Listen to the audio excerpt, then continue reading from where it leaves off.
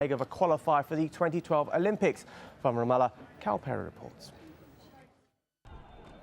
Thousands of Palestinians arriving from across the West Bank for the first competitive match to be played in over 50 years inside the occupied territories. Here you can see obviously scenes of people exceptionally excited for the match, and with the match you have hundreds of members of Palestinian security because of course this is an unprecedented historic athletic event.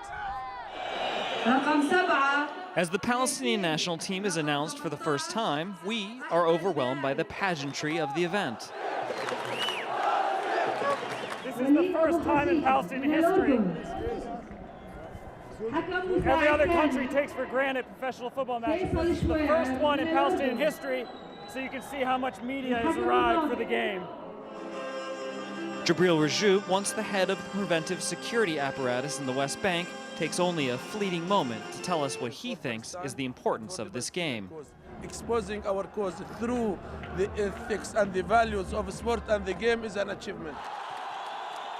As for the game itself, it started well for the Palestinian national team. An early goal brought them even in aggregate total. But in the end, despite the cheers of the home team, Thailand advanced, beating the Palestinians in penalty kicks. Cal Perry, AlJazeera, the occupied West Bank. Now, time is running out in the latest effort to find an agreement between the NFL and its players. A lockout is still possible as the two parties argue over how best to split more than $9 billion in annual revenues. Well, the current deal between the league and the players expired last week, and the deadline to settle on a new agreement is this Friday. The NFL claim they've been completely transparent in the negotiations. The extent of information that has been disclosed to the Players Association, the extent of their independent audit rights, the extent of their ability to demand to see clubs' individual team records is unparalleled. It is far more than has ever been disclosed, and we've offered to give them information that we don't even give to our clubs. In the NBA, the Orlando Magic have defeated the Sacramento Kings for the second time this season. Jameer Nelson scored 12 of his 26 points in the fourth quarter as the Magic hit back from a 6-point halftime deficit. Hedu Turkoglu made a three-pointer with 40 seconds left to secure the 106-102 victory. Well, the next round of games sees the Miami Heat take on the LA Lakers. LeBron James's Heat team were beaten 105 points to 96 by Portland last time out. That's their fifth straight loss and sixth in 8 games. You know, we're just at a point in the season where we've hit a dry spot. I can't say that every team goes through it, but every team goes through adversity throughout the course of a season, and ours is happening right now. We had some early in the year to start the year. We have some now. How do we explain it? We can't. That's your sport. More later. Anand. Thanks, Rahul. Now, how much would you pay to play one of these?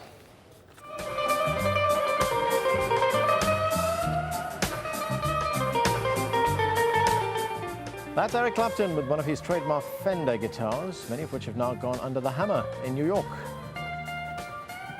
At $58,000, then it's on the phone, and I'm selling $58,000. Yeah. The auction was music to the ears of a drug and alcohol rehabilitation center in the Caribbean. The reformed alcoholic and heroin addict co-founded the Crossroads Center in Antigua. It's getting a $1.7 million boost from the auction of more than 70 of the rock legend's guitars. But the lucky buyers may need a guitar lesson or two to play anything like the guitar god, as his many fans describe him. I will be back in just a few minutes with much more on the Libyan uprising, and France has effectively cut its ties with Gaddafi's government. Paris says it will recognize Libya's opposition National Council as the country's legitimate representative. Plus, are American Muslims becoming radicalized? The US congressman says they are.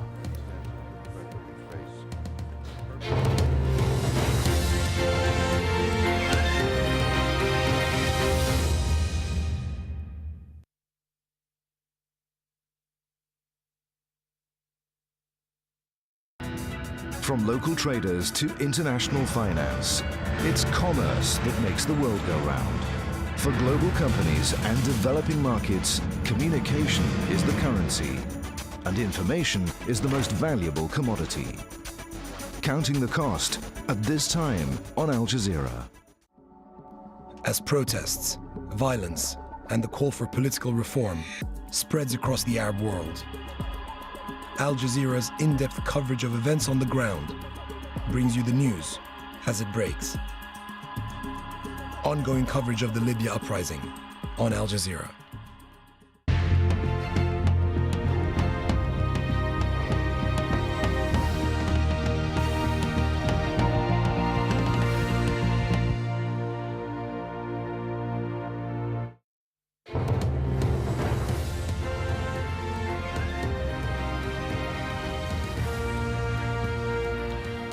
It's 11 hours GMT. I'm Arnold Naidu. You're watching Al Jazeera live from Doha. The main developments on Libya.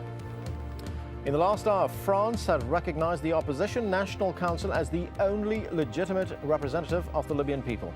Paris also announced its intention to open a French embassy in the city of Benghazi, which is the seat of the Libyan uprising.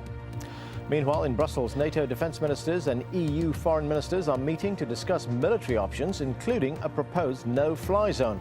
That's ahead of a European Council summit on Friday, expected to toughen sanctions against the Gaddafi regime. And forces loyal to Gaddafi have launched new airstrikes on the oil town of Ras Lanuf a day after warplanes bombed oil installations there. The International Red Cross Committee says doctors in Libya have seen a sharp rise in casualties. Many of them are civilians. Libyan state television has aired what it says are confessions by members of a group linked to Al-Qaeda. Lawrence Lee has more on that. It appears the Libyan leader is launching a diplomatic as well as a military counterattack. And to that end, pictures like this are starting to come out. One by one, the captured men admit to having links to Al-Qaeda in various cities across Libya. This is exactly what Gaddafi says is causing all the country's problems, and presumably what his generals are trying to tell the rest of the world. But quite what these so-called confessions are really worth may become a bit clearer through the evidence of these people, BBC journalists themselves captured and tortured while trying to do their jobs outside Tripoli. I understand from other guys that they are fighters, or they accuse them that they are fighters against Muammar Gaddafi's army. Four of them were in a very bad situation. Their torture appear on their faces and their bodies. They've been tortured? Yeah, sure. Ferras was outside, probably beaten up because I could hear he was in agony and suffering. And then suddenly the cage door opened, and then big black guy entered the cage and put hood on our heads and handcuffed us, and then pushed me outside of the car. I hear those gun noises. They were getting ready, and I thought this is the execution moment, probably. If there's mounting evidence of torture to add to the list against Gaddafi, there's the other problem of wanton damage to Libya's economy through the recklessness of the fighting. Al Jazeera filmed these extraordinary pictures, a battle between pro and anti-Gaddafi forces, all around a massive oil